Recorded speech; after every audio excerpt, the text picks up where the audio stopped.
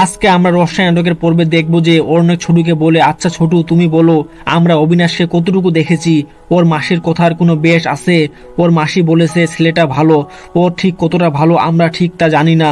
আমি রোশনাইয়ের পড়ালেখার ব্যাপারে ওকে একবার বলেছিলাম, ও পরিষ্কার আমায় বলে দিল বাড়ির লোক এগুলো পছন্দ করে না। রোশনাইয়ের জীবনটা তো সেদিনে শেষ হয়ে গেছে, আর রোশনাই ঘর থেকে বের হতে পারবে না। আর তুমি যদি আমায় এখন জিজ্ঞেস করো যে আমি কেন কষ্ট পাচ্ছি, তাহলে মনে করো এটাই সব থেকে বড় কারণ। এরপর ছোটু বলে, তাই অন্য কোনো কারণ নেই বলছিস?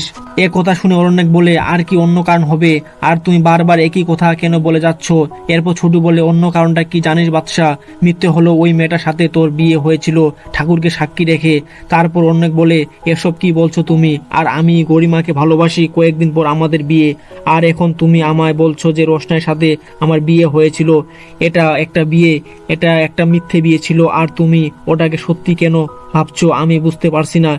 আর তাকে বাঁচানোর জন্য আমি তাকে বিয়ে করেছিলাম, এটাই সত্যি। এরপর ছোট বলে, জীবনে অনেক সময় মিথ্যে সত্যি হয়ে যায় বাদশা।